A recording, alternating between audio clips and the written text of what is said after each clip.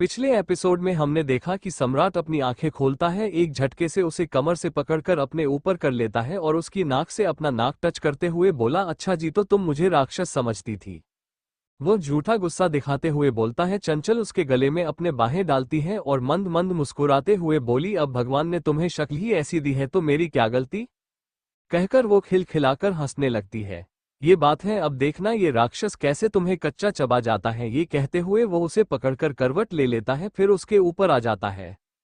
नहीं सम्राट छोड़ो मुझे, चंचल उससे बचने की कोशिश कर रही थी पर सम्राट उसे तंग करने के पूरे मूड में था। वो उसे और भी कसकर पकड़ लेता है और एक बार फिर दोनों खो जाते हैं अपने प्यार में। यहाँ दूसरी तरफ रोहन तनु के बेहद करीब होकर सो रहा था। वह उसकी मासूमियत को देखे जा रहा था। वो टाइम देखता है और धीरे से तनु को खुद से अलग करता है और वहां से उठ जाता है।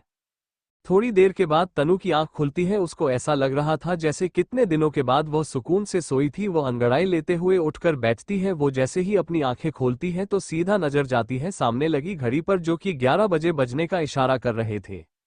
टाइम देखकर वो एकदम से चौंक जाती है। मैं इतनी देर तक सोती रही, वो हैरानी से बोलती है।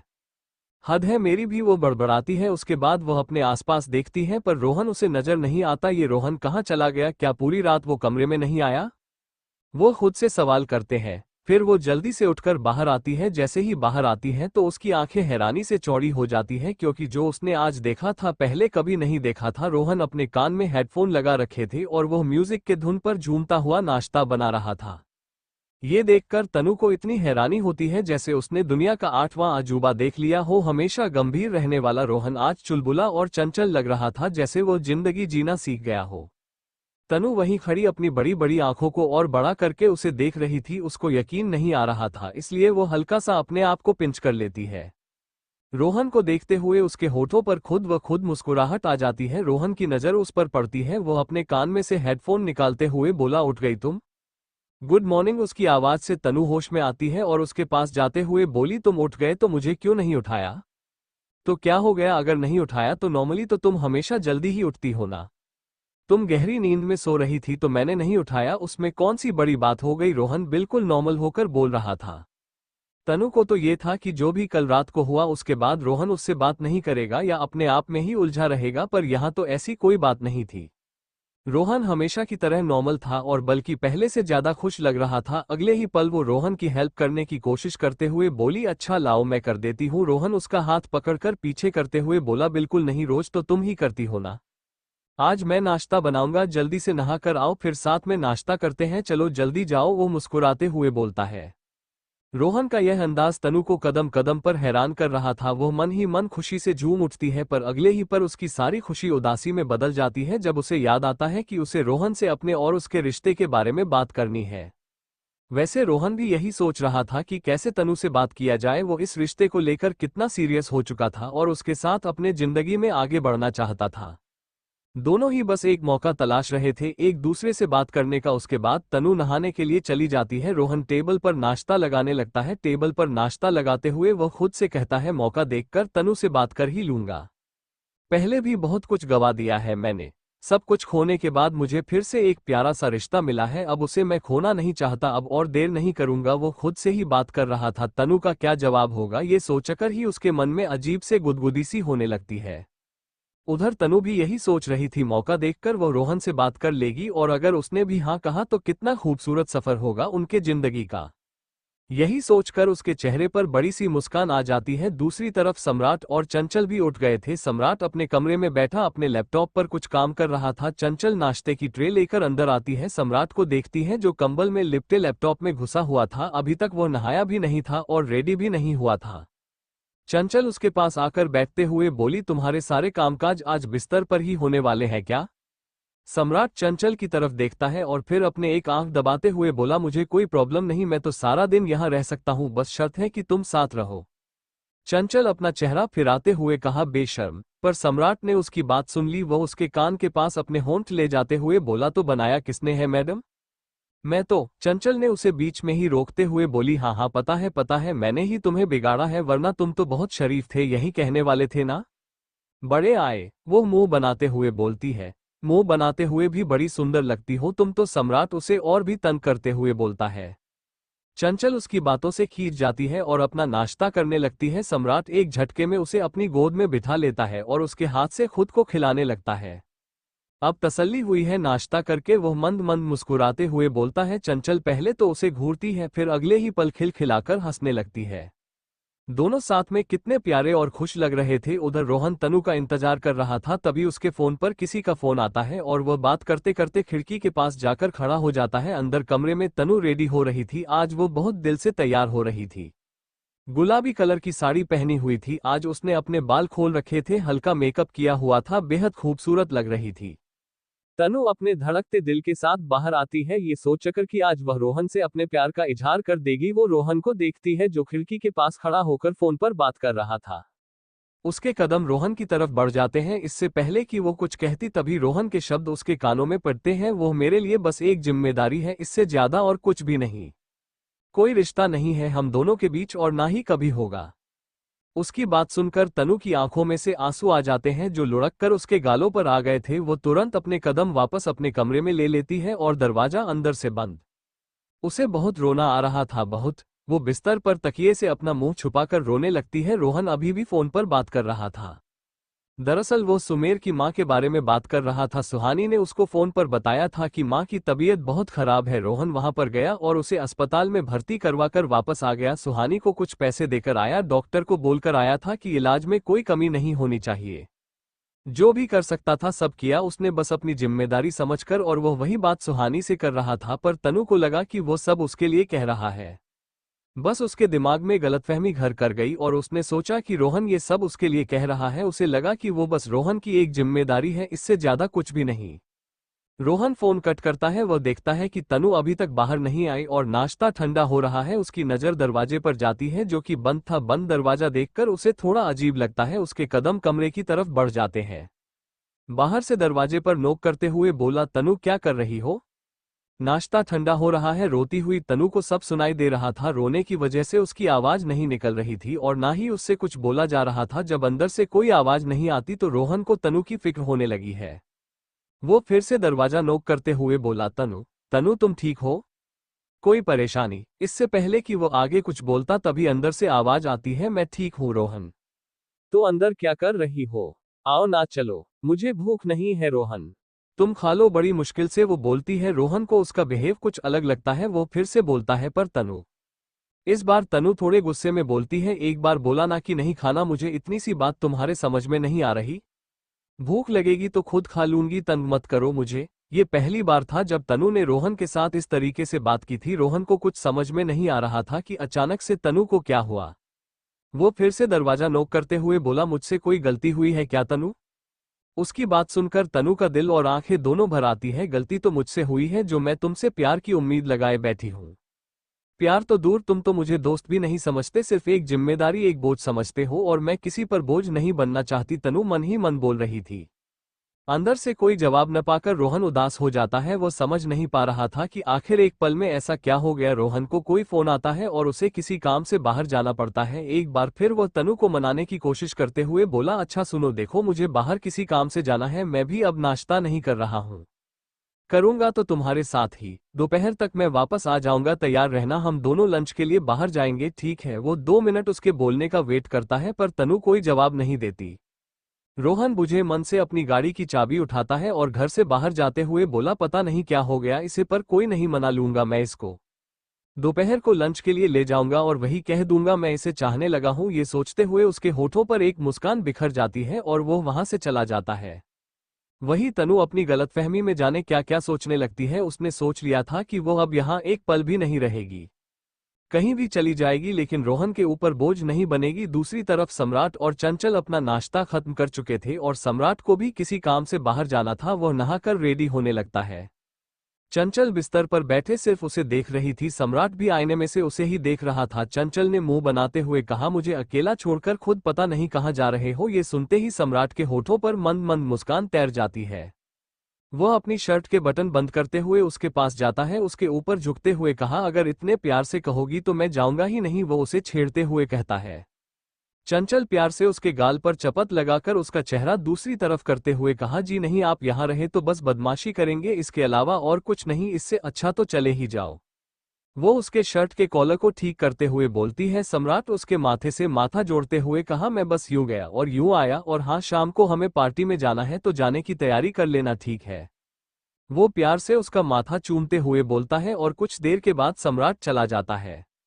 चंचल दरवाजा अंदर से बंद कर लेती है और फिर अपने काम में लग जाती है। उधर तनु के दिल में हलचल शुरू हो गई थी। रोहन के दूर जाने के ख्याल से ही वो अंदर तक कांप गई थी, पर अगले ही पल वो खुद को समझाते हुए बोलती है, नहीं तनु, जब रोहन तेरे साथ रहकर भी खुशी नहीं है तो फिर तेरा यहाँ पर क्या काम? तुझे यहाँ से जाना ही होगा। बस इसी उधेड़बुन में कब दोपहर हो जाती है उसे पता ही नहीं चलता। दोपहर का वक्त है, रोहन वापस आता है। वो खुश था कि अब वो तनु से अपने दिल की बात करेगा। बस यही सोचकर वो तनु के पास जाता है। दरवाजा खुला हुआ था। तनु, रेडी हो गई तुम?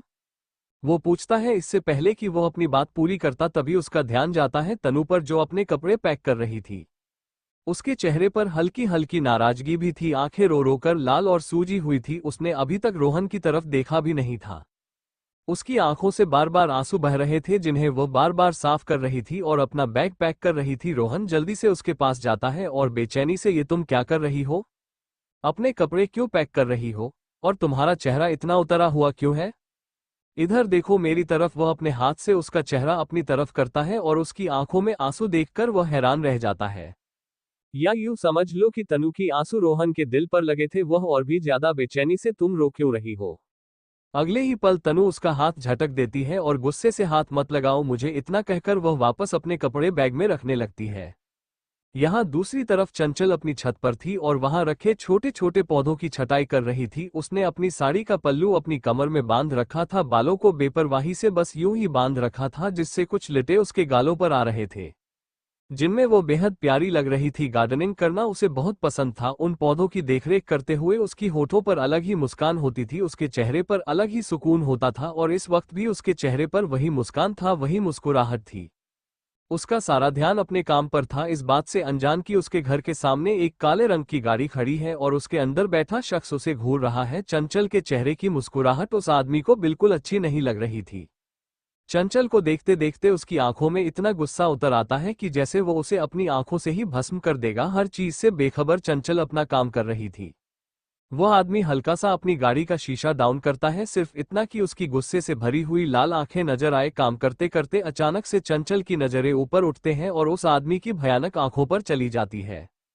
एक पल के लिए तो उसकी वो डरावनी आंखें देखकर घबरा गई थी और 2 कदम पीछे हो गई थी। तभी वो शख्स अपनी गाड़ी का शीशा ऊपर करता है और तेजी से वहां से चला जाता है। घबराहट की वजह से चंचल के सांसें तेज हो गई थी। उसकी आंखों के सामने वही भयानक आंखें घूम रही थी। ऐसा लगता है जैसे मैंने इन आंखों को कहीं देखा है, वो खुद से बोल रही थी। एकदम से उसकी आंखों के सामने रणधीर का चेहरा घूम जाता है। वो कसकर अपने हाथ की मुट्ठी बांध लेती है और अपनी घबराहट पर काबू पाते हुए, अगर सच में ये रणधीर है तो इस बार मुझसे बचेगा नहीं। इस बार तुझे मैं अपने और सम्राट के बीच नहीं आने दूंगी। यह सोचते सोचते वो नीचे कमरे में चली जाती है। गाड़ी चला रहे इंसान के होठों पर शातिर मुस्कान थी। उसकी आंखों के सामने वही पल घूम रहा था जब चंचल घबराकर पीछे हो गई थी। वह अपना फोन निकालकर किसी को फोन करते हुए बोला, काम हो गया है। वो रणधीर था या कोई और यह कहना तो मुश्किल है, पर जो भी था बड़ा खतरनाक, जो अपने खतरनाक इरादे लेकर सम्राट और चंचल की जिंदगी में तूफान लेकर आने वाला था। उधर तनु ने गुस्से से रोहन का हाथ झटक दिया और फिर से रोते हुए अपना सामान पैक करने लगती है। रोहन हैरानी से उसे देख रहा था, उसे कुछ समझ ही नहीं आ रहा था। वो तनु से पूछ पूछ कर थक गया था कि वह अपना सामान पैक क्यों कर रही है, पर तनु कोई जवाब नहीं देती। अब रोहन का सब्र जवाब दे रहा था। तनु को रोता हुआ देखकर उसे गुस्सा भी आने लगा था। वह एकदम से उसके हाथ से उसके कपड़े छीनता है और जमीन पर फेंक देता है। तनु के बाजू को पकड़कर अपनी तरफ घुमाता है और अपने करीब करते हुए कहा, तुम्हें सुनाई नहीं दे रहा? कब से पूछ रहा हूं, ये सामान क्यों पैक कर रही हो? जवाब नहीं दे सकती और यह गंगा जमुना किस खुशी में बहा रही हो? तनु वापस उसका हाथ झटकते हुए बोली, मुझसे सवाल करने वाले तुम होते कौन हो? मैं रोऊं या हंसूं तुम्हें इससे क्या फर्क पड़ता है? और मैं यहां से जा रही हूं इसलिए अपने कपड़े पैक कर रही हूं, सुना तुमने? मिल गया जवाब, अब जाओ यहां से। इतना कहकर वो जमीन पर गिरे अपने कपड़े उठाने लगती है। उसकी बात सुनकर रोहन का दिल धक्का सा रह जाता है। मैं यहां से जा रही हूं, बस यही शब्द उसे सुनाई दे रहा था जो उसकी जान ले रहा था। पर क्यों? इस बार रोहन के बोलने का लहजा थोड़ा नर्म था, क्योंकि तनु से दूर जाने का ख्याल उसे अंदर तक हिला गया था। उसे तो ये भी समझ नहीं आ रहा था कि आखिर ऐसा भी क्या हो गया। तनु उसकी तरफ देखे बिना मुझे तो बहुत पहले ही यहाँ से चले जाना चाहिए। मैंने तो तय कर लिया था कि सुमेर के मौत के बाद मैं तुम्हारे साथ नहीं रहूंगी। पता नहीं मैं इतने दिनों से क्यों यहाँ पर रुकी हुई थी। वो अपने आंसू पीते हुए बोलती है। रोहन उसके दोनों कंधों से पकड़कर उसे अपनी तरफ घुमाते हुए बोला, तुम पागल तो नहीं हो गई हो? और यह क्या पागलपन लगा रखा है तुमने? यहाँ से जाना है, यहाँ से जाना है। अरे क्यों जाना है अपना घर छोड़कर? तनु बेहद गुस्से से बोली, क्योंकि मैं तुम पर बोझ नहीं बनना चाहती। मैं नहीं चाहती कि तुम पूरी जिंदगी मेरे साथ घुट घुट कर रहो। मुझे एक जिम्मेदारी समझो। मैं अपनी जिम्मेदारी खुद उठा सकती हूँ। तुम्हें मुझ पर इतनी मेहरबानी करने की जरूरत नहीं है। गुस्से में उसके दिल में जो आ रहा था वो बस बोले जा रही थी। वही उसकी बातें रोहन के सिर के ऊपर से जा रही थी। जिम्मेदारी, बोझ, क्या बोले जा रही हो तुम? तुम्हारा दिमाग तो नहीं खराब हो गया? मैं तो तुमसे। इससे पहले कि वह अपनी बात पूरी करता तनु बीच में ही, मुझे सब पता है, मैंने सब सुन लिया है। तुम सिर्फ मुझे एक जिम्मेदारी समझते हो, इससे ज्यादा कुछ नहीं। कोई रिश्ता नहीं है हमारे बीच, ना कभी होगा। यही कहा था ना तुमने सुबह फोन पर? अब रोहन को सारी बात समझ में आ गई थी। वह समझ गया था कि तनु ने सब सुन लिया था, इसलिए सुबह से उसका मूड ऑफ है। तनु अपने बैग की चेन बंद करते हुए बोली, मैं ही पागल थी जो इतने दिन से यहाँ पर रुकी हुई थी। मैं ही पागल थी जो तुमसे प्यार कर बैठी। मैं ही पागल थी जो इस पल का इंतजार कर रही थी कि इस बुद्धू को अकल आएगी। मैं ही पागल थी जो तुम्हारे साथ सपने सजा कर बैठी थी, तुम्हारे साथ जिंदगी जीने की, और तुमने मुझे जिम्मेदारी का नाम देकर एक पल में इतना पराया कर दिया। तुम तो मुझे दोस्त भी नहीं मानते, और मैं पता नहीं क्या क्या सपने देख रही थी। वो बस गुस्से से बोले जा रही थी और गुस्से में अपने प्यार का इजहार भी कर चुकी थी। बस मुझे तुम्हारे साथ नहीं रहना। इससे पहले कि वह अपनी बात पूरी करती, रोहन एक झटके से उसे कमर से पकड़कर अपने बेहद करीब करता है और एकदम से आई लव यू बोलता है। इतना कहकर वह अपने होठ उसके होठों पर रख देता है। तनु की आंखें हैरानी से फैल जाती है। वो रोहन का आई लव यू कहना और साथ में किस, यकीन ही नहीं हो रहा था। नहीं, ये रोहन नहीं हो सकता। वह मन ही मन बोलती है और अगले ही पल रोहन को खुद से दूर कर देती है। वो असमंजस से रोहन की तरफ देखती है, जैसे पूछ रही हो कि क्या है ये सब। रोहन उसकी हालत अच्छे से समझ रहा था। वह वापस उसके करीब जाता है, उसका चेहरा अपने हाथों में भरते हुए, कोई सपना नहीं है, ये बिल्कुल सच है, हकीकत। मुझे पता नहीं कब कैसे वो कौन सा पल था जब मैं तुमसे प्यार करने लगा। तनु बस हैरानी से उसे देखे जा रही थी। उसकी आंखों से आंसू बहकर गालों पर आ गए थे। रोहन हल्का सा और उसके करीब जाता है, अपने होठ उसके गाल पर रखकर उसके आंसू पीते हुए कहा, यकीन कर लो यही सच है। तनु सिहर उठती है उसकी छुअन से। रोहन उसके बेहद करीब था। तनु अपने आंसू भरी आंखों से उसकी तरफ देखते हुए बोली, और जो मैंने सुना उसका क्या?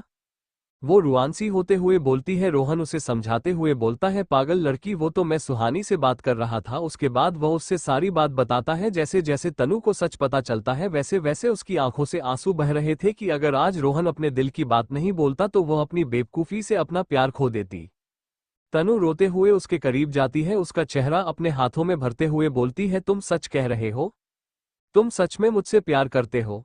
मैं सपना तो नहीं देख रही? रोहन उसकी हालत अच्छे से समझ रहा था। वो समझ रहा था कि जिससे हम प्यार करते हैं और वो प्यार हमें मिल जाए तो कैसा महसूस होता है। यही हाल कुछ रोहन का था। उसे तो बिल्कुल भी उम्मीद नहीं थी कि तनु भी उससे प्यार करती है। वो उसके माथे से अपना माथा जोड़ते हुए, सपना नहीं है, हकीकत है, बहुत खूबसूरत हकीकत। अब तो आई लव यू बोल दो यार। रोहन की बात सुनकर तनु हल्का सा मुस्कुरा देती है और उसके सीने से लगते हुए बोली, I love you, I really love you. उधर चंचल अपने कमरे में चली गई थी। उसकी आंखों के सामने अभी भी वो भयानक आंखें घूम रही थी। क्या वो रणधीर था या कोई और? खुद से ही सवाल करती है। रणधीर के जिक्र से ही एक बार फिर से जख्म हरे हो गए थे। उसे सब कुछ याद आ गया था। दहशत का वो मंजर जो कि उसने सिर्फ देखा ही नहीं बल्कि झेला भी था। वो सब एक एक कर उसकी आंखों के सामने घूमने लगता है। तभी पीछे से सम्राट उसके कंधे पर हाथ रखता है। एक पल के लिए तो चंचल घबरा जाती है, पर जब वह पीछे मुड़कर सम्राट की तरफ देखती है तो उसकी जान में जान आती है। वह एकदम से उसके सीने से लग जाती है। उसका दिल तेजी से धड़क रहा था, जो कि सम्राट ने भी महसूस कर लिया था। वो तुरंत उसे अपने आगोश में भरते हुए, क्या हुआ, तुम इतनी घबराई हुई क्यों हो? ठीक तो होना तुम? सम्राट उसकी चिंता करते हुए बोलता है। चंचल उसे और भी कसकर पकड़ लेती है, पर जैसे ही वह अपना मुंह खोलने लगती है तभी एकदम से उसके दिमाग में ख्याल आता है कि किसी छोटी सी बात के लिए वो सम्राट को परेशान नहीं कर सकती। अभी तो उसे ये भी सही से पता नहीं था कि वो सच में रणधीर ही था या कोई और। चंचल को सोच में डूबा हुआ देखकर सम्राट फिर से उससे पूछता है कि क्या बात है। चंचल तुरंत अपने चेहरे के भाव बदलती है और सम्राट को और भी कसकर पकड़ते हुए बोलती है, तुमने तो कहा था कि जल्दी आ जाओगे, पर तुम्हारा तो कोई अता पता ही नहीं है। सुबह से दोपहर हो गई, ना तुम आए ना तुम्हारा कोई फोन। वह झूठी नाराजगी जताते हुए बोलती है। ओफो, इतना प्यार, क्या बात है, मुझे पता होता कि तुम मुझे इतना प्यार दोगी तो मैं पहले ही आ जाता। सम्राट उसको छेड़ते हुए बोलता है। बदले में चंचल शर्मा कर अपना चेहरा उसके सीने में छुपा लेती है। उधर गाड़ी में बैठा आदमी तेज रफ्तार से अपनी गाड़ी भगाते हुए एक जगह पर पहुंचता है, एक बड़े से बंगले के सामने। वो अंदर जाता है, सबसे पहले वॉशरूम में जाता है, अपने आंखों पर लगे लेंस निकालता है, अपना चेहरा धोता है और फिर बंगले के नीचे बने बेसमेंट की तरफ बढ़ जाता है। सीढ़ियों से होता हुआ वो नीचे की तरफ जा रहा था। नीचे बेसमेंट का माहौल कुछ अलग ही था, वहां पर घना अंधेरा था। वो आदमी लाइट चालू करता है, जैसे ही लाइट चालू करता है तभी उसके कानों में एक खौफनाक आवाज सुनाई देती है। कैसी है वह? अपने हाथ में पकड़े चंचल की तस्वीर को देखते हुए बोलता है।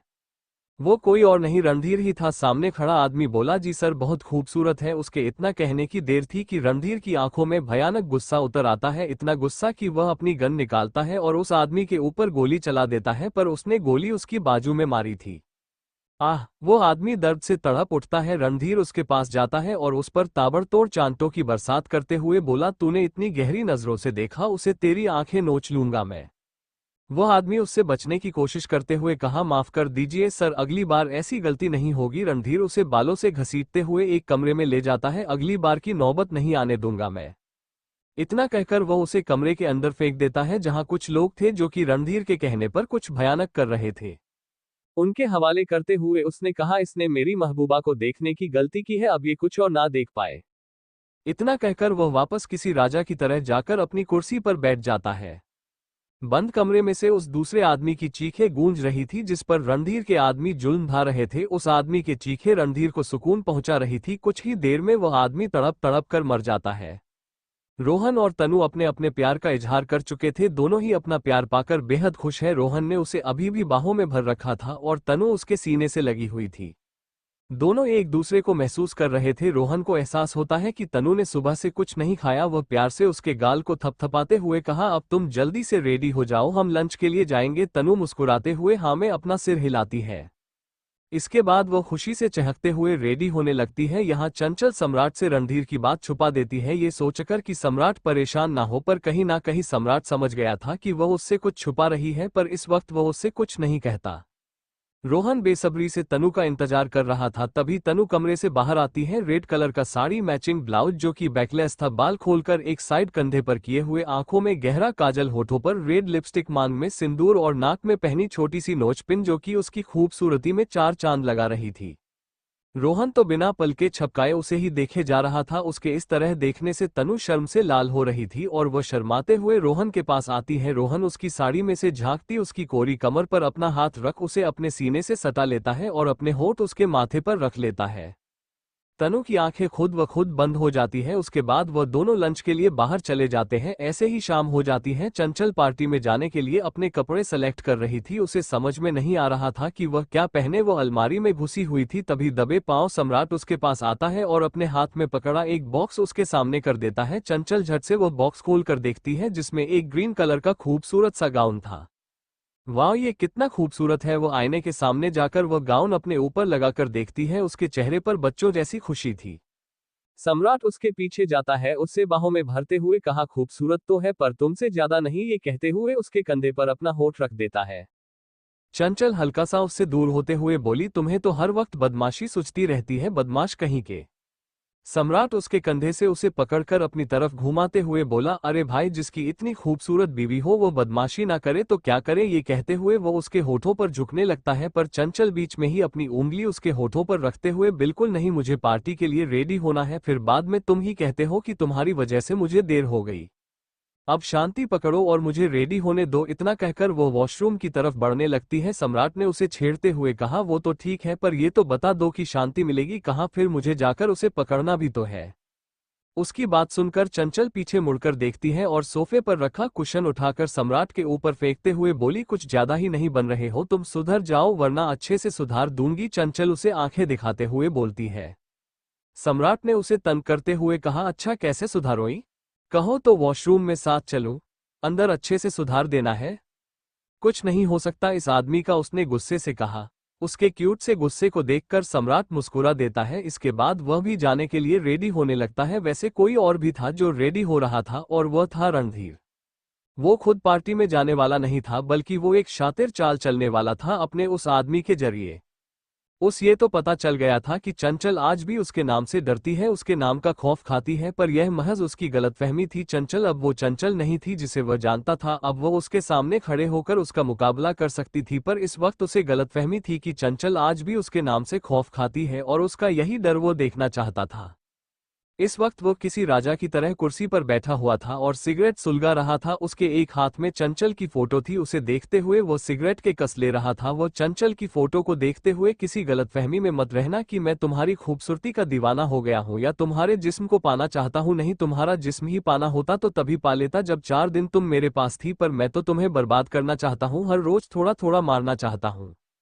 आज से हर दिन तुम बर्बादी की तरफ बढ़ोगी, धीरे धीरे थोड़ा थोड़ा मारने में जो मजा है ना, उसकी तो बात ही अलग है। जैसे तुमने मुझे बर्बाद किया है, ठीक वैसे ही अब तुम भी बर्बाद होने के लिए रेडी हो जाओ। आ रहा हूं मैं तुम्हारी जिंदगी में एक तूफान बनकर। इतना कहकर वह अपने दोनों हाथों को जोड़कर ताली बजाता है। उसके ताली बजाते ही अनेकों आदमी उसके सामने आकर खड़े हो जाते हैं, जिन्होंने अपने चेहरे पर रणधीर के शक्ल का मास्क पहना हुआ था। आंखों में रणधीर की आंखों जैसा लेंस लगाए हुए थे। रणधीर उन सबको देखकर, तुम सब तैयार होना, बस चंचल के आसपास इस तरह से फैल जाओ कि वो जिधर भी देखे उसे बस रणधीर ही नजर आए। पीछा करो उसका, हर जगह, हर लम्हा, हर घड़ी उसे इतना डराओ कि वो खुद को ही भूल जाए। खेलो उसके दिमाग के साथ, डर पैदा करो उसके अंदर। उसके होठों पर मुझे मुस्कुराहट नहीं, डर दिखना चाहिए, सिर्फ डर, रणधीर के नाम का डर। इतना डराओ उसे कि डर की वजह से पूरी दुनिया के सामने उसका तमाशा बन जाए। बेहद गुस्से से बोल रहा था रणधीर। उसका इशारा पाते ही उसके हमशक्ल वहां से चले जाते हैं और वो सब निकल जाते हैं चंचल के आसपास डर का एक जाल बुनने के लिए। रात हो गई थी। सम्राट और चंचल पार्टी में जाने के लिए तैयार थे। सम्राट हॉल में बैठा शोभा जी से फोन पर बात कर रहा था, उनसे पूछ रहा था कि कब सब वापस आ रहे हैं। ठीक उसी वक्त चंचल बाहर आती है, ग्रीन कलर का गाउन जो कि स्लीवलेस था और उस पर बहुत अच्छा लग रहा था। बालों को एक साइड कंधे पर कर हल्का सा जुड़ा बनाया हुआ और दूसरी तरफ एक लट आजाद छोड़ रखी थी गालों को चूमने के लिए। आंखों में गहरा काजल, होठों पर डार्क पिंक लिपस्टिक, कानों में डायमंड के इयररिंग्स और गजब की चमक उसके चेहरे पर वह धीरे धीरे चलती आ रही थी और सम्राट के दिल में उतरती जा रही थी। एक बार फिर उसे देखकर सम्राट अपने होश खो बैठता है। उसका दिल बेकाबू हो रहा था। वो फोन कट करता है और चंचल के पास जाता है। सम्राट की आंखों में अलग ही कशिश थी जो कि चंचल भी देख पा रही थी। उसके गाल शर्म से लाल होते जा रहे थे। सम्राट उसके पास जाता है, अपने होठ उसके कान पर रखकर उन्हें चूमते हुए कहा, खूबसूरत। चंचल के गालों पर हया की लाली उतर आती है। वो अपना चेहरा फेरते हुए बोली, तुम भी ना, बस अब चलो, देर हो रही है। ये कहते हुए वो जल्दी से आगे बढ़ जाती है, क्योंकि उसे डर था कि सम्राट कहीं शुरू न हो जाए। सम्राट भी उसकी बात कहीं ना कहीं समझ गया था। वो चंचल के पास जाता है और मंद मंद मुस्कुराते हुए बोलता है, अभी तो तुम बच गई, पर वापस आकर नहीं छोड़ूंगा तुम्हें। कहता हुआ वो कसकर उसका हाथ पकड़ लेता है। उसके बाद दोनों पार्टी के लिए निकल जाते हैं। उधर रोहन और तनु भी पूरी तरह से अपने प्यार में डूबे हुए थे। दोनों पहले लंच के लिए गए और फिर अभी शाम को रोहन उसे समंदर के किनारे ले गया, जहां दोनों ने घंटों बैठकर अपनी प्यार भरी बातें की, एक दूसरे को और समझा। अंधेरा होते ही रोहन उसे लेकर वहां से निकल गया। इस वक्त रोहन गाड़ी चला रहा था और तनु उसके कंधे पर अपना सर टिकाकर अपनी आंखें बंद किए बैठी थी। रोहन अपनी एक बाजू से उसे अपने आगोश में समा रखा था। थक गई? वह उसे पूछता है। हाँ, थोड़ा सा, तनु उसे और भी कसकर पकड़ते हुए बोलती है। उसके बाद दोनों ही खामोशी से एक दूसरे को महसूस करने लगते हैं। दूसरी तरफ सम्राट और चंचल पार्टी में पहुंच गए थे। ब्लैक कलर के 3 पीस सूट में सम्राट भी कुछ कम नहीं लग रहा था। वहां पर मौजूद लड़कियां तो उस पर से नजरें नहीं हटा पा रही थी, पर मजाल है कि सम्राट की नजरें चंचल पर से जरा सी भी हटी हो। दोनों साथ में आते हुए इतने प्यारे लग रहे थे। पार्टी में मौजूद हर किसी की नजरें दोनों पर ठहर जाती है। मीडिया दोनों की फोटो क्लिक करने लगती है। चंचल मुस्कुराकर सम्राट के साथ फोटो क्लिक करवा रही थी। तभी मीडिया की भीड़ में चंचल को रणधीर नजर आता है और उसकी मुस्कान एकदम से गायब हो जाती है। घबराहट उसके चेहरे पर नजर आने लगती है। वो कसकर सम्राट का हाथ पकड़ लेती है। रणधीर का हमशक्ल झट से उस भीड़ में से गायब हो जाता है। इस बात का खास ख्याल रखना था उसे कि वो सम्राट के नजरों में ना आए। सम्राट झट से चंचल की घबराहट को भांप जाता है और वो बेहद प्यार से उसे वहां से ले जाता है। उससे पूछता है कि वो ठीक तो है ना। चंचल खुद पर काबू पाती है और फिर मुस्कुराते हुए बोली, मैं ठीक हूं, वो बस भीड़ को देखकर कुछ हो गया था। सम्राट उसे अंदर की तरफ ले जाते हुए बोला, चलो थोड़ा जूस पियो, तुम्हें अच्छा लगेगा। रणधीर के आदमी जो चारों तरफ फैले हुए थे, उनके कान में ब्लूटूथ लगी हुई थी जिससे वो एक दूसरे के टच में थे। वो सब एक दूसरे को आगाह कर रहे थे कि अब चंचल उस तरफ आ रही है, रेडी रहो उसे डराने के लिए। उन सब ने ब्लैक कलर के कपड़े पहन रखे थे और उनके कोट के बटन के अंदर एक छोटा सा कैमरा लगा हुआ था जिसके जरिए रणधीर सब कुछ देख रहा था। चंचल पर पूरी नजर थी उसकी। अभी जब चंचल घबरा गई थी तो उसके होठों पर शातिर मुस्कान तैर गई थी, उसको अपनी जीत का एहसास हो गया था। रोहन की गाड़ी सड़कों पर दौड़ रही थी। तनु देखती है कि यह रास्ता उनके घर की तरफ तो नहीं जाता, तो फिर रोहन कहाँ लेकर जा रहा है उसे। वो एकदम से पूछ पड़ती है, हम कहाँ जा रहे हैं, ये रास्ता तो शहर से बाहर की तरफ जा रहा है। वो अपनी बड़ी बड़ी आंखों को और बड़ा करते हुए बोलती है। रोहन उसकी तरफ देखते हुए बोला, तुम्हारे लिए एक सरप्राइज है, आई होप कि तुम्हें पसंद आएगा। ये कहता हुआ वो साइड में अपनी गाड़ी रोकता है, गाड़ी में से बाहर आता है। तनु भी बाहर आती है। वो सामने देखती है जहां एक खूबसूरत सा बंगला बना हुआ था। रोहन उसका हाथ पकड़ते हुए बोला, आओ। उधर पार्टी में चंचल मन ही मन, ये क्या हो रहा है मेरे साथ। पहले घर पर और अभी यहाँ पार्टी में, क्या वो सच में रणधीर था या ये सिर्फ मेरा वहम है। पर ऐसा तो मुझे पहले कभी नहीं हुआ, तो फिर आज क्यों। वो मन ही मन खुद से सवाल कर रही थी। सम्राट उसके सामने जूस का गिलास करते हुए बोल, लो इसे पियो, तुम्हें अच्छा लगेगा। वो चंचल के हाथ में जूस का गिलास पकड़ाते हुए बोलता है। चंचल जैसे ही जूस का ग्लास अपने होठों से लगती है तो उसकी नजरें ऊपर उठ जाती हैं। वो सामने देखती है जहां रणधीर का एक आदमी खड़ा था, उसे घूर रहा था। उसे देखकर चंचल की आंखें हैरानी से फैल जाती हैं। सम्राट उसकी नजरों का पीछा करता है, तब तक वो आदमी वहां से हट जाता है। सम्राट चंचल की तरफ देखकर, अब क्या हुआ, पी क्यों नहीं रही हो। नहीं कुछ नहीं, इतना कहकर चंचल जूस पीने लग जाती है। वही रणधीर उसकी हालत देखकर बहुत खुश हो रहा था। यहाँ रोहन तनु को बंगले के अंदर ले जाता है। बंगला अंदर से भी उतना ही खूबसूरत था जितना बाहर से। इससे पहले कि तनु कुछ बोलती, वहां की लाइट चली जाती है और वहां पर अंधेरा हो जाता है। रोहन, मुझे अंधेरे से बहुत डर लग रहा है, कहाँ हो तुम। रोहन एकदम से उसे अपनी बाहों में भरते हुए बोला, घबराओ मत, मैं हूं ना। तनु उसे कसकर पकड़ लेती है। दोनों हद से ज्यादा करीब थे, इतना कि दोनों की गर्म सांसें एक दूसरे को अपने चेहरे पर महसूस हो रही थी। दोनों की धड़कन हद से ज्यादा बढ़ी हुई थी। रोहन उसे अपने साथ ले जाते हुए बोला, आओ मेरे साथ। तनु उसके सीने से लगी हुई थी। रोहन, मुझे अजीब लग रहा है, इस अंधेरे का कुछ करो ना। 2 मिनट रुको, अभी लाइट आ जाएगी। वो उसे पुल साइड एरिया में ले जाता है। जैसे ही वो दोनों पुल साइड एरिया में जाते हैं, तुरंत वहां पर लाइट आ जाती है। तनु अभी भी उसके सीने से लगी हुई थी और उसने रोहन को कसकर पकड़ रखा था। जैसे उसने जरा सा भी छोड़ा तो रोहन उससे दूर हो जाएगा। रोहन उसका चेहरा अपने हाथों में भरता है और उसका माथा चूमते हुए बोला, पीछे देखो। उसे पीछे देखने का इशारा करता है। तनु पीछे मुड़कर देखती है तो हैरानी और खुशी से उसकी आंखें झिलमिला जाती है। पुल साइड एरिया पूरे गुलाबों के फूलों से ढका हुआ था। बीच में एक टेबल रखी हुई थी जिसके आसपास 2 कुर्सियां और उस पर शैंपेन की बोतल और एक चॉकलेट का केक रखा हुआ था। और सामने दीवार पर बड़े बड़े अक्षरों में लिखा हुआ था, आई लव यू तनु। ये सब देखकर तनु का दिल भर आता है। उसे उम्मीद नहीं थी कि रोहन उसके लिए इतना कुछ कर सकता है। उसकी आंखों में खुशी के आंसू आ जाते हैं। वो अपनी आंसू भरी नजरों से रोहन की तरफ देखते हुए बोली, तुम सच में मुझे इतना प्यार करते हो। मैं बता नहीं सकती कि मैं कितनी खुश हूँ। I love you, I really love you. ये कहते हुए उसके करीब जाती है और अपने होठ उसके होठों पर रख देती है। रोहन उसे अपने आगोश में समा लेता है और दोनों एक दूसरे को बेतहाशा चूमने लगते हैं। दूसरी तरफ पार्टी में रणधीर के आदमियों ने चंचल के दिमाग के साथ खेलना शुरू कर दिया था। वो जहां भी जा रही थी, जहां भी नजरें दौड़ा रही थी, उसे हर तरफ रणधीर ही नजर आ रहा था। उसका वही भयानक चेहरा, भयानक आंखें, बस यही दिखाई दे रहा था उसे। एक अच्छे खासे इंसान को पागल बनाने की पूरी प्लानिंग कर ली थी रणधीर ने। चंचल खुद को बहुत स्ट्रांग दिखा रही थी, अंदर ही अंदर खुद को बहुत हिम्मत दे रही थी, पर हर चीज की एक लिमिट होती है।